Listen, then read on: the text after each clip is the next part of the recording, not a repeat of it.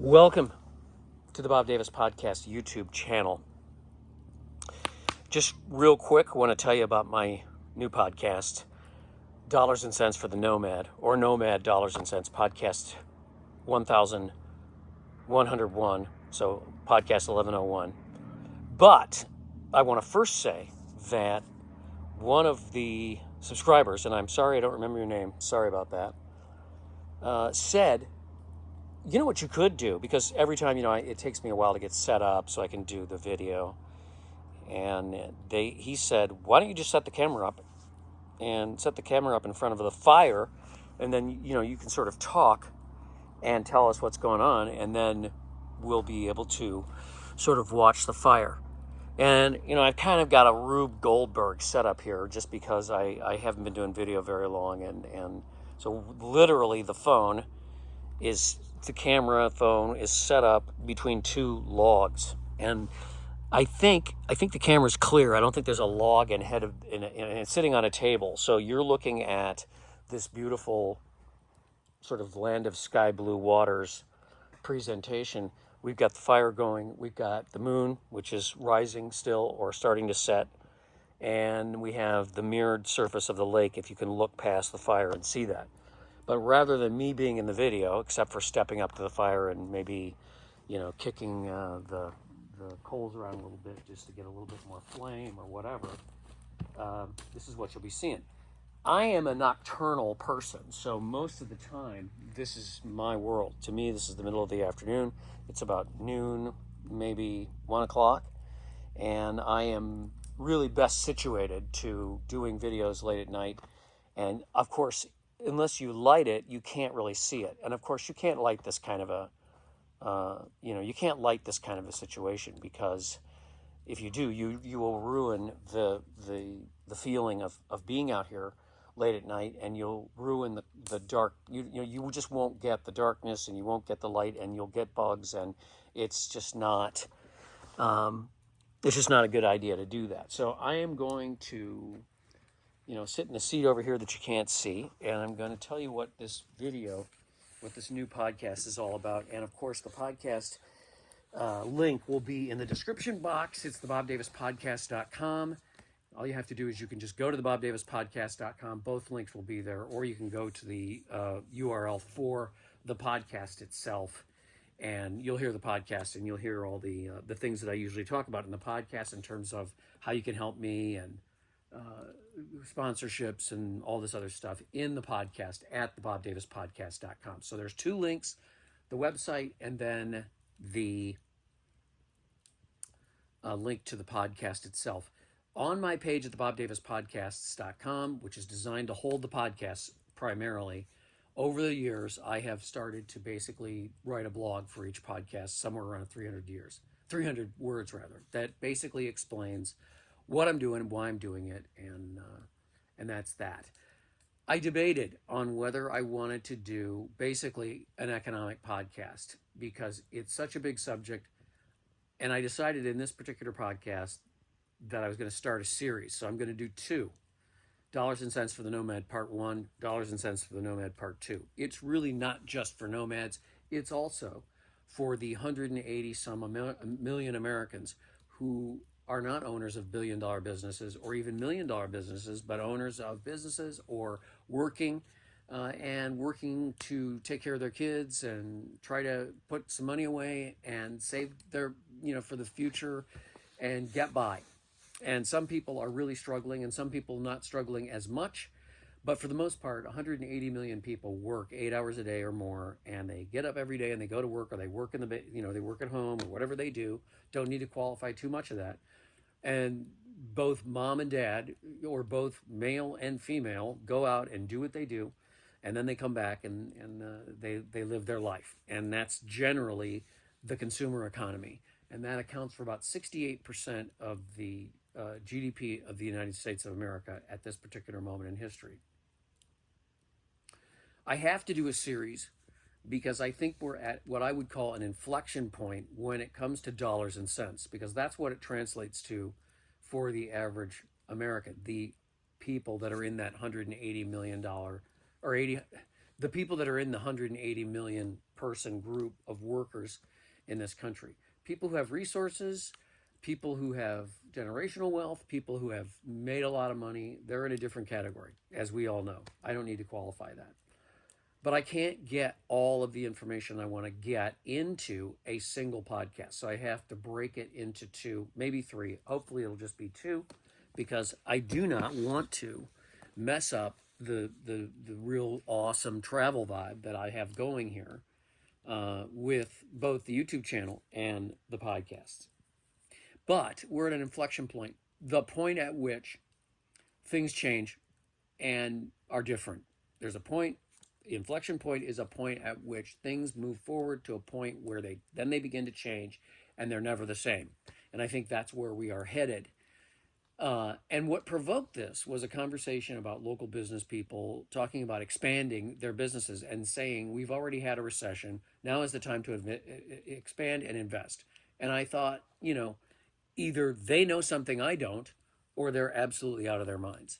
So I proceeded to start to do some research on these ideas that they had to determine where they were getting that information and how they were getting that information. And I explained in podcast 1101 that when it comes to the economy, it's basically a force of nature. Think of waves on the ocean, or think of sine waves, basically. And you can't put a political or religious overlay over an economic conversation, because you're going to miss the point if you do that. And I did this first podcast is really a series of disclaimers on how local business people are very Pollyanna, meaning that they're unreasonably optimistic no matter what. And they always talk about, well, we'll figure it out, and we always cope. Well, you cope until you don't cope, and then you're not coping because you've lost your business or whatever. And if you make the wrong moves at the wrong time, you will lose your business, and you will have problems. If you make the wrong moves at the wrong time, and you are someone who has a day-to-day job, you'll find yourself too far in debt and you won't be able to get out of it. Been there, done that. Buying a big house or whatever. These are all things that we do. These are all things that are part of the economy. And so this first podcast really gets into detail on making people understand the Main Street business person is very Pollyanna. The other side of that is Cassandra, which is the mythical Greek character who makes dire predictions, and she is destined never to be listened to. So you're either Pollyanna or Cassandra. And you might think that's bear versus bull, but really that's not bear versus bull. You can describe a bear as a Cassandra to a certain degree. And I guess you could describe a bull as Pollyanna, but it's really different. When the bulls are loose, they're charging forward because there's a reason for it. They're not unreasonably optimistic. They understand the difference between a bull and a bear market and the dynamics that are involved. And my takeaway is that basically I'm more Cassandra these days, and small business generally is very Pollyanna. And so I talk about that. And then I talk about the information channels that we all use, especially nomads, generally YouTube, generally social media, and the information that we're getting is generally not that great. There's an awful lot of charlatans. There's an awful lot of people who are put into a situation where they have a certain number of subscribers and they have to keep doubling down on the message of doom or the message of, everything's going to be all right, rather than have a reasonably intelligent conversation that might suggest that certain things are elevated, certain problems seem to be appearing without, looking at the German economy or the Chinese economy and claiming it's going to affect the United States and all these terrible things are going to happen, because that's what gets your financial, fanboys off that watch your channel. So I started this whole process when I was out in the desert, and I refused to move. because I refuse to expose myself to inflation by buying fuel and continuing to travel. As a nomad, I am in a constant quest to travel the country and see things. But I've learned sometimes when you stop, you get to have this. And I recently took a picture of this sort of little campsite that I'm in right now, which has electricity and it's in a family property. That sometimes you have to give it all up to have it all.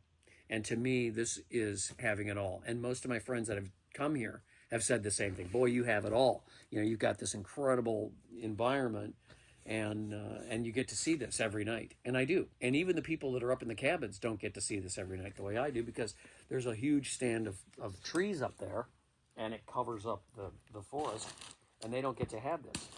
And I'm lucky that we have an endless supply of wood just because of the fact that there's so many trees on the property.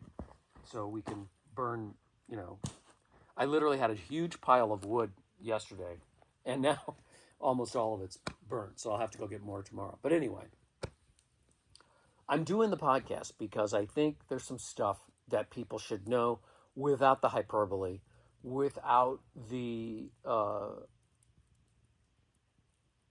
seemingly significant need that these guys all have to turn it into the end of the world. So I started watching a number of these guys, and slowly but surely I've went down to a few people, and a few people who are on the Cassandra side, who are seemingly, in my opinion, ahead of the curve. And I think I can talk pretty fluently now about what some of these things that they're talking about means. Because the key problem in listening to predictions about are we going to have a recession or not have a recession is people seem to have the attitude that a recession is the worst thing that ever happened in the world. But it isn't, because it's simply a business cycle. And a recession is just the business cycle responding to different stimuli in the market. It is. Are there political implications? Well, of course, there's always political implications. And business cycles can be accentuated by the Federal Reserve and what Congress does. You know, we all know that. That goes without saying. But in terms of understanding the details of the economy and being able to look at the metrics, you kind of have to withhold judgment, and you kind of have to take out the political elements so that you can see what is going on. That's what I want to talk about in the next installment of this particular series. And then if I do more later, we'll see, because I don't know where we're going to end. But the thing is, a recession is not necessarily a bad thing, and it doesn't hit all sectors all at once. So it hits the financial sector, it hits the GDP sector, you know, and it hits the consumer sector at different times. And so it's very hard to determine what's going on and where we're headed and what we're doing at a particular moment. And so first you have to lay out the parameters for the discussion, and then you have to have the discussion. And that's what I'm going to do with these two podcasts. And hopefully at the end of that, my studies that kind of started 3 years ago, I mean, I knew about the economy. I knew things about the economy before I studied it. But I really I don't give myself high marks for competence in terms of being able to really describe simply some of the institutions and some of the things going on, because I didn't go to business school. So I don't have that fluency that I would like to have to be able to talk about it. So it's hard for me, but at the same time, as a nomad, I have studied this stuff. And that means fact checking, a lot of fact checking, looking things up. What's this? What's that? What's a shadow bank? You know, what does the Federal Reserve do? What is the dollar system? All these things, that these terms that these guys throw around that I don't think the average person understands. But basically, I decided I wasn't going to travel, and I was not going to expose myself to high fuel prices, and I didn't. And then I came up here to Wisconsin in the spring, and I sat here, and I've been sitting here to not expose myself to high fuel prices. And we are beginning, because I watch this stuff so closely on a day-to-day basis, housing starts, commercial real estate loans, you know, fuel prices, oil prices, you know, retail this, and all those numbers, and try to figure out contextually which of those numbers have meaning and what they mean in the whole economic picture. And so this first podcast talks about how you have to suspend judgments and you have to suspend religious and primarily political judgments, as in my guy won, so he can't do any wrong, or my guy lost, so everything the new guy does is wrong. Presidents, in my personal opinion, have really very little to do with how the economy goes because these are on cycles. But getting back to this question of recession, recessions are not always bad. They actually clear out the dead wood, and sometimes great businesses get started during recessions. And if you've lived through a few of them, sometimes you don't even know you're having a recession. You don't. I had, during the 2008-2009 experience, I was unemployed, and I had one of the best times I've ever had in my life. And I talk about that a little bit. I have talked about that. And then going out in the truck back here and touring the country during COVID also allowed me to escape much of the feeling of claustrophobia that came from the pandemic, experience in most of this country. So when we reach these inflection points, what does it mean? And for me, I'm rooting for cheaper fuel. And so what I'm trying to do is sort of figure out whether we're going to get to that point. Because I would like to enjoy more and more scenes such as what is in front of me right now and in front of you. And I hope you're enjoying this incredible, peaceful scene. People say, well, this is a terrible thing to talk about with this beautiful, peaceful scene, this Memorial Day weekend kind of, experience. For me, it isn't. It's fun to talk about because I don't have the fear associated with it. And I honestly don't think you should allow yourself to be frightened by these people that talk about this stuff on television and try to scare people with the debt ceiling or try to scare people with threats of recession. These are normal. I mean, the debt ceiling is obviously a political issue, but the business cycles are a normal thing, and they're accentuated by activities of the Federal Reserve Bank. I don't need to go into that in detail. It's just a fact that they accentuate the business cycles, and we are suffering through that. And I think we're reaching a point where there's going to be some conclusions that we can make here in the near future, and we can talk about the effects that they may or may not have on most of us. And I want to do it in a sort of calm, quiet fashion. And so, podcast 1101 was recorded right here the other night in exactly this kind of a setting. And you'll hear the loons and you'll hear some other sounds associated with this beautiful, I don't know if you saw it or not, but some kind of bird just flew down and jumped in the water and then flew out. So that's what I see. And it gives me a chance to sort of take a breath and do some deep thinking about, okay, so what's the plan? And, for me, I have a small business. I have what I call an artistic business. It's a micro business. And so I have to make plans for how much I'm going to be spending and how much I'm going to be making. So, because I would like to make a little bit and put a little bit away. And I have issues. I'm considering getting a new rig. I'm in the very beginning process of looking at school buses and thinking about doing that, or whether I get a new ambulance or whatever I decide to do. And so a lot of this economic stuff kind of comes into my practical questions about when should I buy the bus and how should I do it and when should I do it and that kind of thing. And I kind of end with my common discussion of the so-called OODA loop, which is observe, orient, decide, act, as a tactical way of sort of dealing with these problems. Now, purely on a Nomad sense, we don't pay rent, but we use fuel. We eat food, obviously, and we also have to get our rigs serviced. We have to get tires, and we have to get repair work done from time to time, which I'll be doing here in the next few weeks. So we do expose ourselves to inflation, but generally we don't pay rent.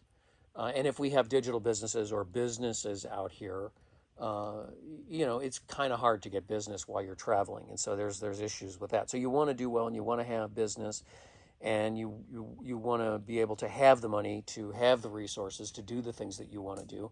And I've been able to achieve that by actually employing the OODA loop. Observe, orient yourself to what you're observing, make some decisions about what that means and how you're going to deal with it, and then act on those decisions immediately. Don't wait to act, and then move forward by going through the loop again. And so it starts out as something that's very tactical, but in the end, it actually ends up being pretty strategic. So what I'm seeking to do with this next podcast on the economy, which is Dollars and Cents Part 2, is to try to just give you some, hopefully calm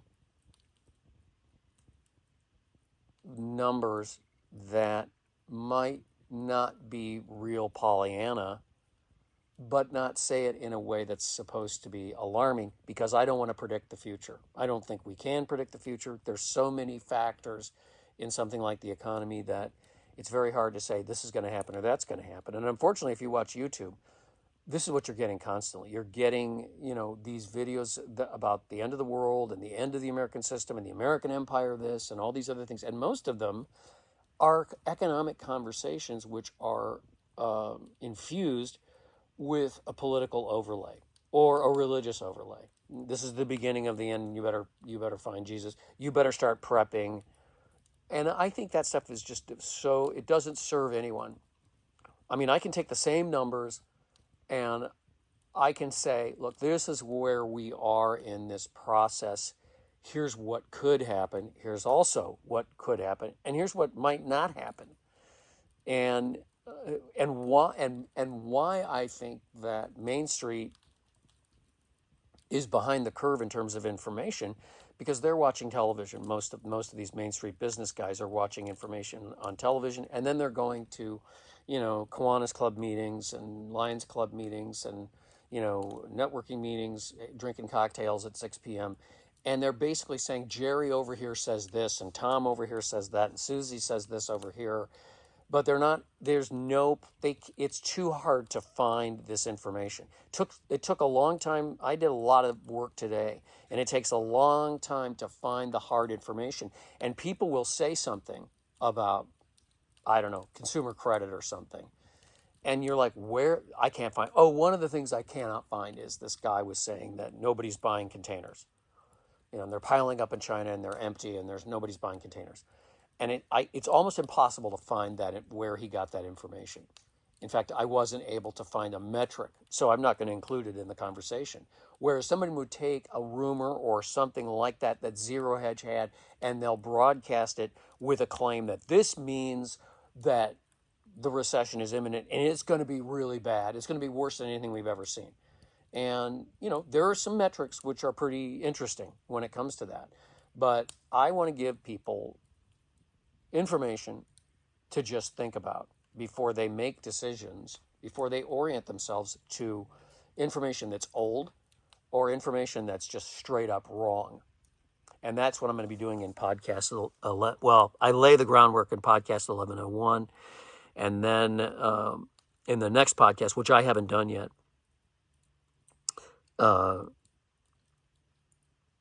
then I'll get into the specifics if you're interested.